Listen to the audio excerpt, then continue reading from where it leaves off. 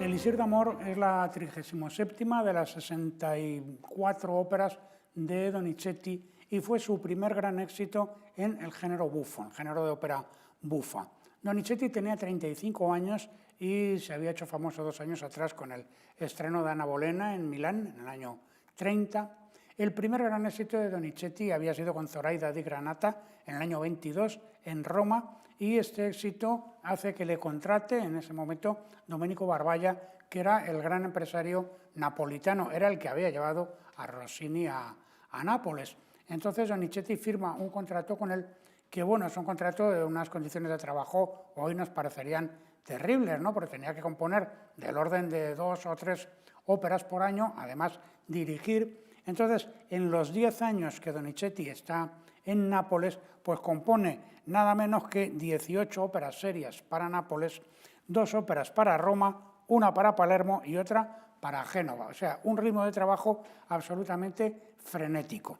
Entonces, ante el éxito de Anna Bolena, que se produce en el año 30 en Milán, es cuando Donizetti ve la posibilidad de marcharse de Nápoles buscando ya pues, un éxito por sí mismo, sin necesidad de depender del empresario.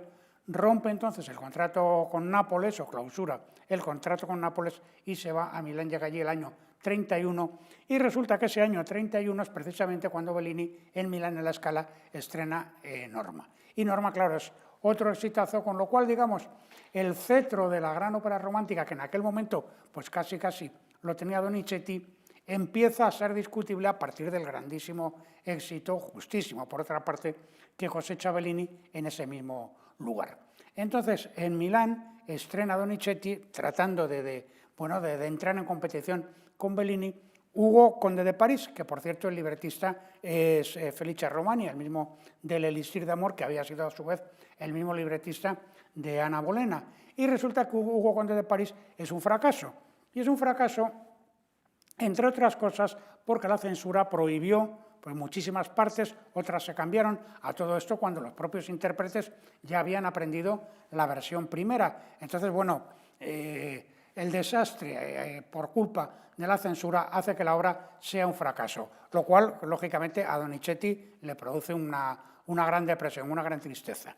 Pero resulta que en ese momento está en Milán otro empresario importantísimo que se llama Alessandro Lanari. Alessandro Lanari le llamaban popularmente en su época el Napoleón de los empresarios, porque es que llegó a tener hasta 7 teatros, controlaba a la vez 7 teatros, varios de ellos que no estaban en la misma ciudad. Y era un empresario, bueno, pues muy audaz. Por ejemplo, es el que estrenó Der Freischütz en Italia. Este hombre había sido el agente de Giuseppina, el agente y quizá algo más de Giuseppina Strepponi, que luego, años después, sería la esposa de Verdi, y sería Lanari el que le encargaría a Verdi precisamente el Macbeth para el Teatro de la Pérgola, que es un teatro en el que estuvo él mucho tiempo. Entonces, los empresarios contrataban una compañía para toda la temporada, una compañía de cantantes para toda la temporada, y contrataban también los títulos con los compositores. Y sucede que esa temporada, la temporada de carnaval, que se llamaba, que iba desde Navidad hasta la Cuaresma, pues esa temporada había encargado, entre otras, una ópera bufa a un compositor cuyo nombre en este momento pues, es desconocido, se sigue sin haberlo averiguado, y ese encargo falló. Y entonces, claro, aprovechando que Donizetti estaba en Milán, supongo que probablemente cuando todavía estaban trabajando en el Hugo Conde de París, le encargó una ópera bufa precisamente para sustituir a la que previamente tenía a palabra de que luego no había podido salir adelante. Y entonces esa ópera bufa, escrita en un mes o muy poco más, pues va a ser precisamente el gran exitazo de Donizetti en el terreno de lo bufo, ¿no? En fin, el caso es que la obra se estrenó con un enorme éxito el 12 de abril de 1832 y se le dieron 30 representaciones consecutivas, lo que es una cifra verdaderamente considerable para la época y teniendo en cuenta que Milán en aquel momento pues, debía andar por los 120.000, 130.000 habitantes. O sea, fue un éxito de verdadera consideración. El libretista del Elixir d'Amor es, ya lo hemos dicho, Felice Romani. Felice Romani era 9 años mayor que Donizetti y, bueno, pues era algo así como el más importante, o fue el más importante de los libretistas de la primera generación romántica. Este hombre había sido maestro, había sido periodista también, y luego fue libretista de plantilla del Teatro de la Scala. Y Felice Romani nos ha dejado pues alrededor de 80 títulos, de 80 libretos. Algunos han tenido tanto éxito como una Francesca da Rimini, que se puso en música pues del orden de 10 o 11 veces. Y luego es el autor de libretos de la categoría y de óperas de la categoría del Aureliano en Palmira o el Turco en Italia de Rossini, de la Straniera, de la Sonámbula y de la Norma de Bellini. Y de Donizetti en concreto, pues Ana Bolena, Hugo Conde de París, Lucrecia Borgia, Parisina y, por supuesto, l'Elixir d'Amor. Incluso un libreto suyo más antiguo, que sería el que luego reutilizaría Verdi para la segunda de sus óperas, para Un giorno di Regno. Entonces, bueno, es un hombre que escribe con una gran elegancia en la versificación y además que tiene, y esto es muy, muy hermoso de él, una gran claridad expositiva desde el punto de vista narrativo en sus textos operísticos. Claro, como se disponía de muy poco tiempo y había que trabajar muy deprisa porque había que estrenar en los primeros días de abril, pues se fue a Rumanía por una obra, claro, un modelo francés, que era algo muy normal en la época, a por una obra francesa que era El filtro de Eugène Scribe, que le había puesto música el año anterior, la había estrenado el año anterior en la Ópera de París, Daniel François Spritobert, y que había sido un exitazo. Al parecer, el que le recomendó que fuese a por ese título fue el barítono, que luego estrenó el personaje de Belcore, que era el mismo que había estrenado el personaje correspondiente de la obra de Auber, el personaje se llama Jolicoeur y en la versión italiana se llama Belcore. Sigue con muchísima fidelidad el libreto de Romani, el de la obra de Scribe, pero introduce diversas mejoras, como es una escritura versificada mucho más elegante y sobre todo pues prescindir de ciertos elementos secundarios y de darle pues un cierto matiz sentimental a la obra, que es quizá la mayor de sus bazas. Stendhal dice que el tema del filtro, la obra de Scribe, se basaba a su vez en un original italiano que se llamaba Il filtro, de un tal Silvio Malaperta. Esto es uno de esos inventos de Stendhal, que era tan maravilloso escritor como verdaderamente inventivo, ¿verdad?, porque efectivamente existe esa obra de Silvio Malaperta, incluso hay una edición española muy antigua, pero si se lee, se nota que no tiene absolutamente nada que ver ese argumento con el argumento de la obra de Scribe y, por supuesto, con el de la ópera de Donizetti. En fin, la obra, ya digo, se estrenó el 12 de abril del 32, fue un exitazo descomunal y en el 33 se dio en Barcelona y en Madrid, que son los primeros lugares que se dio fuera de Italia. Luego en el 34 en Lisboa y Berlín, en el 36 en Londres, en el 38 en Nueva York. Y bueno, mientras tanto la obra de Auber seguía con mucho éxito recorriendo los escenarios europeos y está documentado que en el año 36 en San Petersburgo se hizo una versión italiana pero utilizando fragmentos de la música de la de Scribe y de la de Donizetti, una especie de pasticcio usando lo que se entendía que era mejor de las respectivas obras. Incluso tuvo tal éxito que en el año 52 en el Teatro Rossini de Turín se hizo una versión del Elixir d'Amor, pero en dialecto piamontés, o sea, no ya en italiano, sino con ese localismo, con ese particularismo singular. Naturalmente, con el tema de la rapidez con que se compuso, pues hay muchísimas anécdotas. Una famosa es que los censores no pudieron ver la obra cuando estaba ya compuesta porque se estaba componiendo casi a la altura de los ensayos y que entonces fueron al ensayo general, lo que se llamaba el ensayo con trajes, ¿verdad? Y fue allí donde vieron la obra y, bueno, afortunadamente, pues la dejaron pasar y no pusieron ninguna objeción, que hubiera sido un tema verdaderamente grave.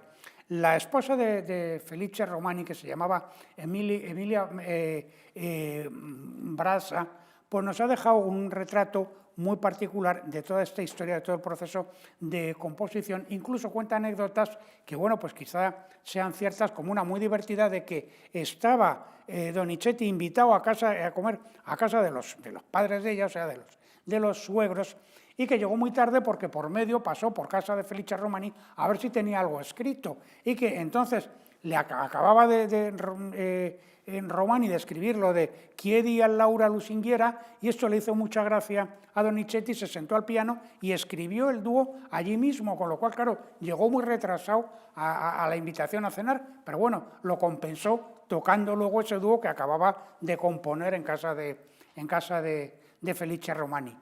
La compañía de que se disponía, la compañía se contrataba a principio de temporada. Pues los 4 papeles principales fueron encarnados. Adina por Sabina Heinevetter, que era una cantante alemana. Giambattista Generó fue el Nemorino.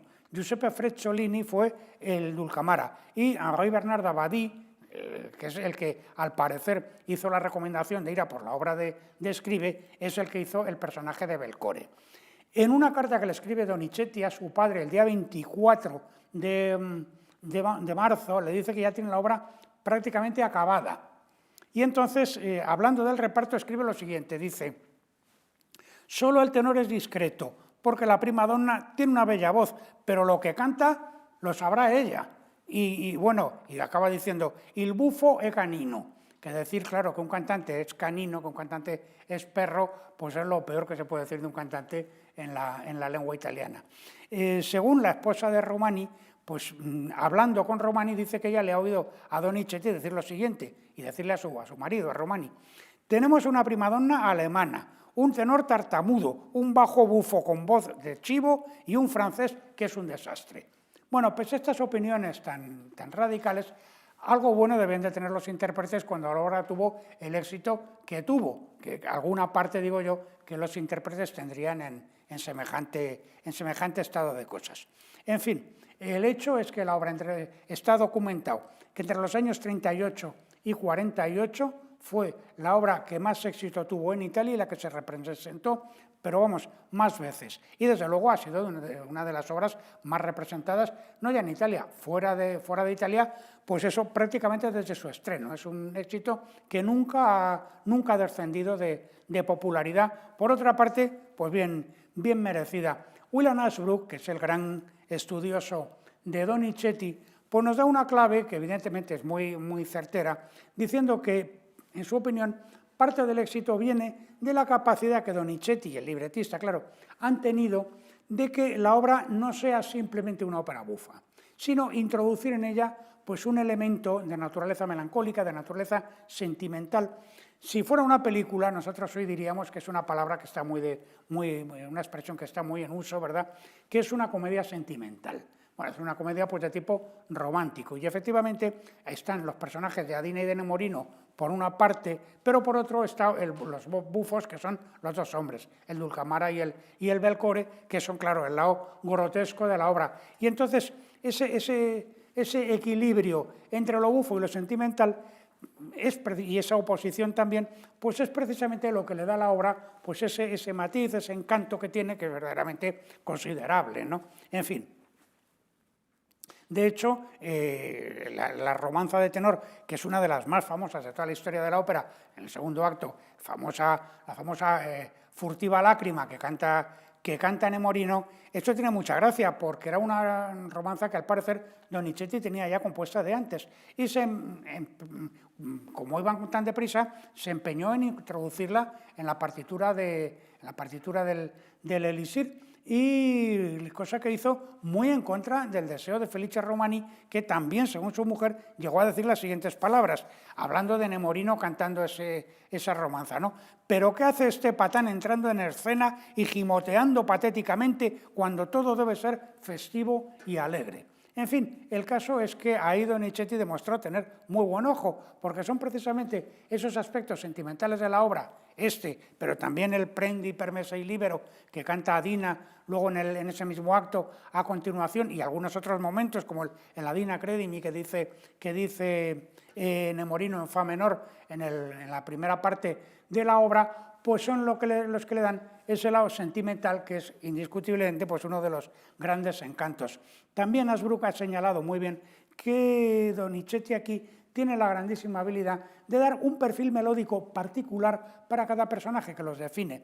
El caso de Dulcamara, que es sobre todo el típico bajo declamante, casi sobre una nota, y que bueno, esa verborrea que tiene ese personaje, pues está maravillosamente expresada. El lado sensual y al mismo tiempo, bueno, pues coqueto y sentimental que tiene, y tierno que tiene Adina, también está maravillosamente bien expresado en sus solos. Lo mismo sucede pues en el caso del Belcore, ¿verdad?, con su jactancia, con esa música medio de marcha militar que le precede, y por supuesto el lado absolutamente romántico, ¿verdad?, de Nemorino.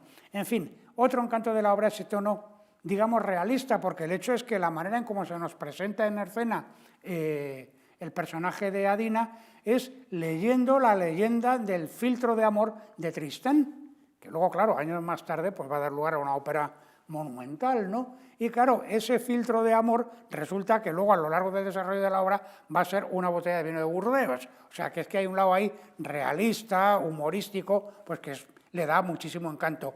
Y aparte está también el tema formal. Quiero decir que toda la larga secuencia de presentación es un bloque único, que está primero una romanza de Nemorino, otra pequeña romanza de Adina, luego la aparición de Belcore, y todo eso va precedido, escandido y concluido por intervenciones corales. El coro tiene un papel muy importante en esta obra. Y entonces todo ese bloque expositivo es un bloque único, no son piezas sueltas. Y claro, ahí Donizetti está recogiendo el testigo del Rossini, pero del Rossini serio, pero naturalmente pasado por el tamiz del bufo, pero desde una óptica pues muy particular. En definitiva, el gran encanto de esta ópera del Elixir de Amor pues es de que, tomando como toma Rossini y sin transgredir el código del bufo, lo convierte en otra cosa, pero en otra cosa que al mismo tiempo conserva pues toda la gracia y sobre todo toda la frescura y toda la lozanía